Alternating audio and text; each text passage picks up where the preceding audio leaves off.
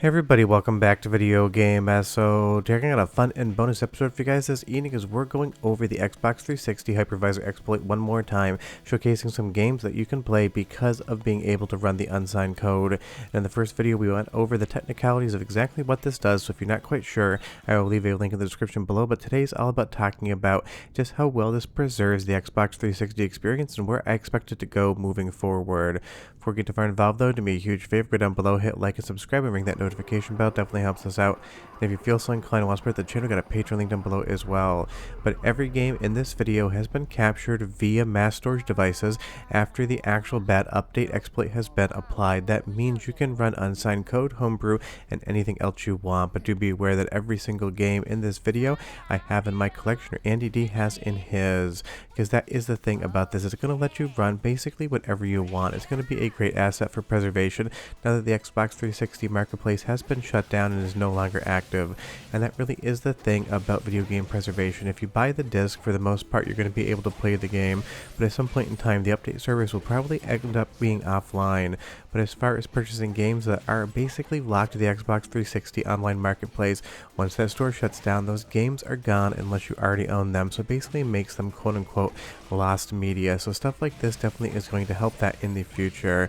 And honestly, it is just so much fun to see other people working on stuff like Xbox 360 soft mods, because I get it, not everyone wants to go into their Xbox and start soldering or paying somebody to do so. But Onichamber here, absolutely amazing 3D hack and slash game, definitely has a vibe and definitely is dialing home exactly what it wants that vibe to be. But it is absolutely an awesome hack and slash game, definitely some light Bayonetta vibes as well, except way more over the top, and you have zombies, and that is always a fun time. It's always been one of those games that seems synonymous with the Xbox 360 and luckily doesn't go for that brown and dehydration P color scape, which was so synonymous with this system and even PlayStation 3 in this generation. And I was chatting with some people on Twitter, and I'll say it right now, even if you want to debate me in the comments, the Xbox 360 is now a retro system. It's basically going to be 20 years old this year, which makes me feel incredibly old because I remember buying one of these things when I traveled around working and skiing so the athletes had something to play at night, and that seems like a lifetime ago. But honestly,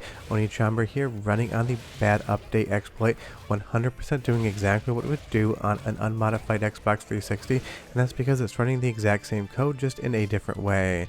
And moving over to Guilty Gear, this is another awesome, amazing 2D fighting game, and maybe one day I will do a Guilty Gear retrospective, and it's another game that just absolutely is a hit on Xbox 360, looks incredible, and again has some color in its overall presentation. And if you can't tell already, there's going to be a theme today. It's games that decided to use color and didn't go with that olive drab brown that everyone loved back in that era, and I'm still not sure why that ended up being such a trend.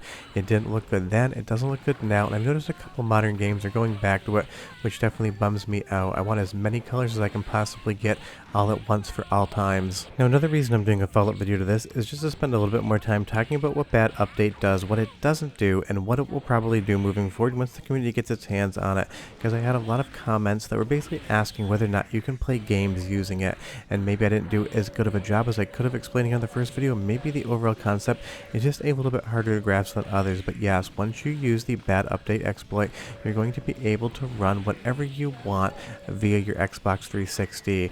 You will have to do some stuff to the games to make them run, but basically anything in the library that can be an Xbox 360 executable is going to run via this exploit. And some comments said, well, we already have these JTAG and everything like that, why do we need this? And honestly, that always surprises me. More of a good thing is always a good thing. Just because we already have hardware solutions to basically preserving Xbox 360 games doesn't mean that a soft mod doesn't have a lot of value. And even if it does take excess of 20 minutes right now to get this thing running, I'm pretty confident in the future the community will come together and probably get that down to a much smaller amount as far as time is concerned. But you know, it's still Video Game Esoterica. You know I love talking about games and doing soundtrack samples. I can't play Guilty Gear without giving you music, and I'll be right back. Heaven or hell? Duo. One. Let's rock.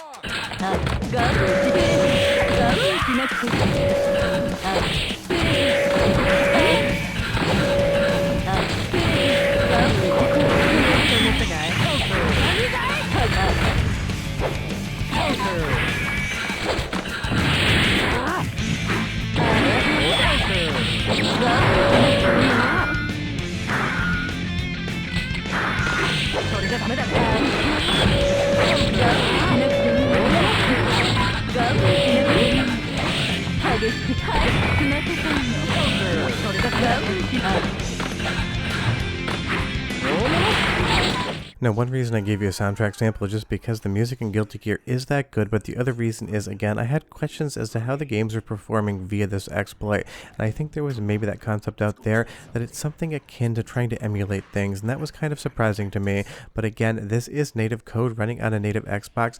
The game is going to perform and sound exactly like it would if you put the disc in the disc drive, because that's all it's doing. Just think about running something from the disc versus running it from the hard drive. It is literally the exact same code, the exact same executable, so you should expect the exact same performance. Sometimes that's a good thing. In the case of Splatterhouse, unfortunately the frame rate chugs pretty hard, and it is a bad thing. This isn't going to change the performance whatsoever. You might see slightly faster loading times because you're not on optical media, but otherwise the performance you would get in game is going to be one-to-one identical whether you have a disc or you're using badupdate. And it was a bummer that Splatterhouse honestly wasn't as good as it could have been. When this game got announced, I was absolutely stoked to get something like this. I've been a huge fan of Splatterhouse since the original arcade game. I own every single game in the series, and this one, while fun and does have a good storyline, just didn't live up to the overall expectations. But maybe a lot of us Splatterhouse fans out there kind of built up the hype in our heads to expect another amazing 10 out of 10 game when we really got like a 7 out of 10. But leave me a comment down below. I would be curious, did you buy Splatterhouse when it came out, and what did you think? I did have fun with it, but the entire time I played it, I was basically left thinking, this is great, but it could have been so much better. And honestly, the performance really does bog the game down. Now that's something that could be improved. They did a recompilation of it, but honestly, it wouldn't really fix some of the gameplay and story elements just not being the best things out there. And people think about recomps making games better, but you have to define better. If you're talking about better resolution, better frame rates, and better internal upscaling, then that's definitely going to work. If you're talking about fixing design flaws in the game, then it's going to do absolutely nothing for them, because I know recompilation is a hot topic right now, and it really is interesting just how big 360 is in the month of February and March. Suddenly we have Sonic Unleashed recompiled, and now we have a Hypervisor exploit for the 360 that can be done in software. All of a sudden Xbox 360 is hot again, and I absolutely love to see it. And another really fun game on the kind of beat 'em up aspect, definitely better than Splatterhouse in my opinion, is Deadpool. And again, some things just make me feel like so much time has gone by, because I was thinking to myself, Deadpool was that popular back when the Xbox 360 was on store shelves, and it definitely was. It's one of those things, the older you get, the faster time seems to go, but honestly, Deadpool can have a good time, so can I. And I just love this game's weird sense of humor. He just spends all this time blowing up an inflatable bounce house just so he can get a few jumps in, and honestly, even if I am a 40-year-old adult, you put me in front of a bounce house and a couple drinks in my hands, I'm definitely going to go ahead and use it. Or a trampoline, I'm going to be throwing double backflips while drunk all day of the week and twice on Sunday. But again, as an example of what badupdate can do, it will allow you to run whatever you want. That is the nice thing about it. And again, it kind of is just its foot in the door. We're going to see a lot more progress in the future, but what it's doing right now is incredible. And it's time for the second soundtrack sample. Listen, and I'll be right back with more. Somebody get down there and shoot that clown! I am not a clown, sir! Well, looky. I aim because I can.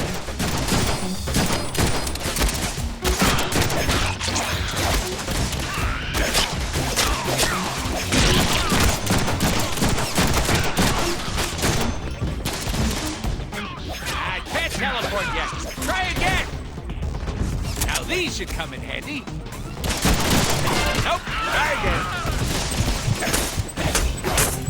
Always a fun time. Now moving on to a game that people were talking about in the comments of a previous video, so I figured why not include it in this one. It is Rumble Roses, and this game is 100% trying to be one thing and one thing only, and it definitely succeeds at being that one thing. If you're expecting a competent fighting game to be that one thing, you definitely will be disappointed, because this is definitely C tier at best. But this was the era where these games were basically popular, and it kind of personifies some of the other things that Xbox 360 did, because for every Call of Duty, Modern Warfare, things like that, you had a game like Rumble Rumble Roses, which you just weren't quite sure why it ever existed, but you knew full well that it probably did big sales numbers. It has a theme, it has a vibe, it has a sense of exactly what it's trying to be, and I'm sure that did work well for them. It's one of those things, maybe it's for you, maybe it's not for you, but it is a game on 360 that we can check with badupdate, and I know at least one person absolutely loves this game and enjoys watching every single moment of it. But as far as what Rumble Roses is, it is basically a wrestling game, and as far as the engine is concerned, it's decently competent, but it definitely is more about the showcase of how good of models they could make, and again, it just depends on what you like as to whether or not this is going to do it for you. Once you actually get into the game, it is decent, and there are a few laughs to be had, but just like Oni Chambra, except without the good gameplay, this was kind of what the 360 era really did kind of bring to us. It felt like video games had gotten a little bit more mature, and gave players something else to do outside of the actual gameplay. And it's one of those things that always just makes me think of the 360 era seeing games like this, and I will say, at least graphically, the game does hold up.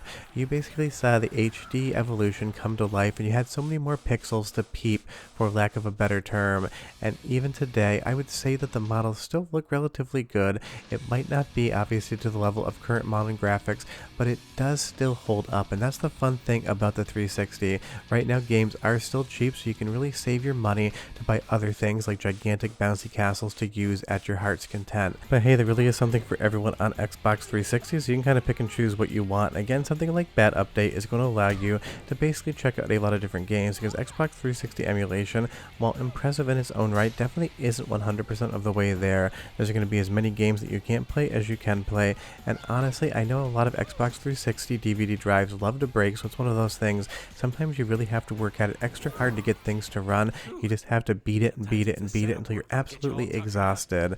And moving on to another game just to check out, this is Gundam.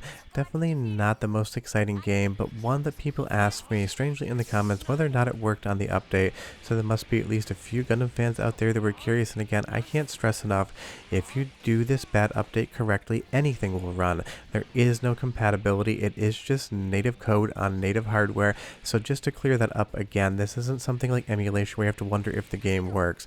It even sounds great as well. Third soundtrack sample, and I'll be right back with more games.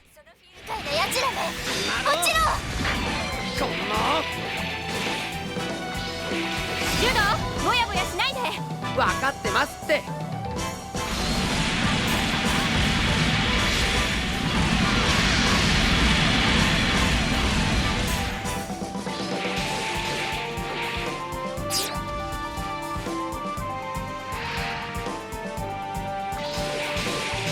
なんと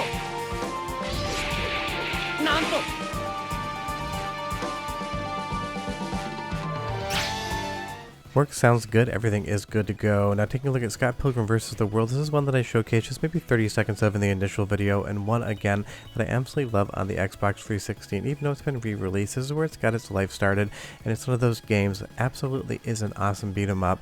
Now I'm sure people are going to be surprised in the comments, but I will tell you right now, I have never seen the movie, I've never read any of the other materials. Scott Pilgrim only exists in my imagination and had as this video game, and it's one of those things, there's just certain things I don't get into, and I know everyone is surprised by that when I say I don't watch anime, I don't read manga. There are a lot of sort of fandoms that I basically never cross paths with. It's not because I don't think they're worthwhile, it's not because I don't think they're good, it's just because I have a finite amount of time, and honestly, it just isn't anything that I ever got into back in the day, so I still don't get into it today. But leave me a comment down below and tell me, are you a big anime and manga fan, and otherwise, are you kind of like me where you just kind of approach it from the game standpoint?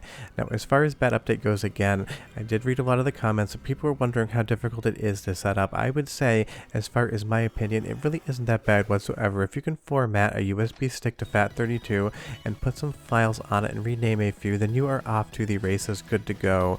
But I totally get that some people might struggle with that a little bit, so I will make a channel on my Discord for this so people can help you out, because there's a lot of members of my Discord that love helping people out with technical questions and basically keeping the dreams alive. But remember, if you do come over, be polite, you're asking people to spend their time for free to help you, so just make sure you ask nicely and I'm sure you will receive.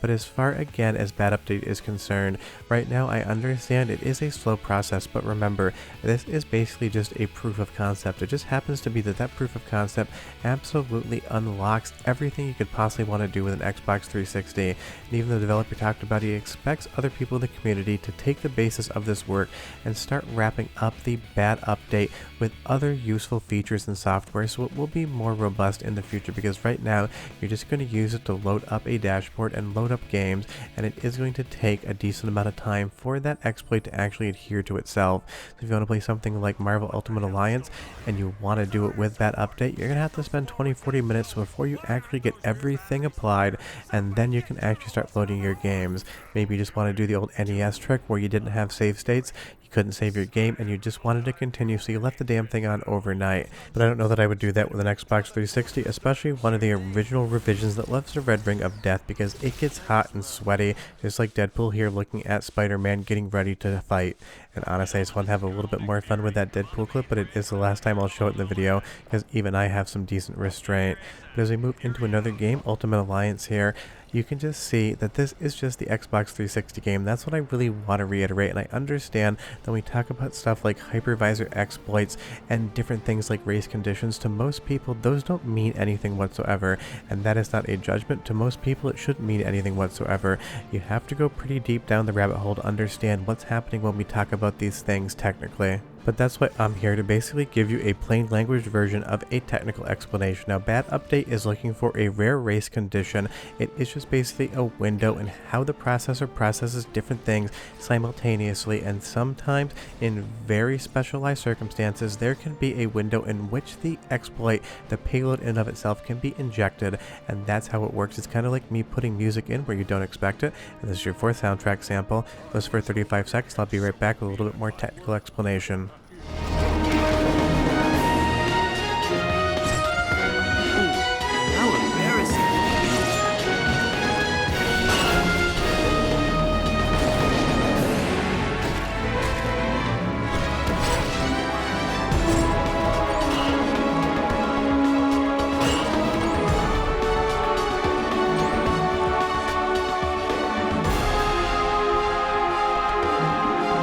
Just great stuff, and honestly, Bad Update is just doing exactly what you would hope it does. It opens up the entirety of the Xbox 360 without you ever having to open up your physical Xbox 360 to install any additional hardware inside of it.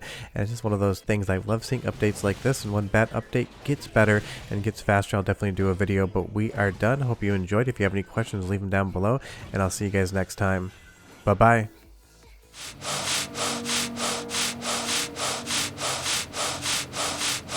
Whew.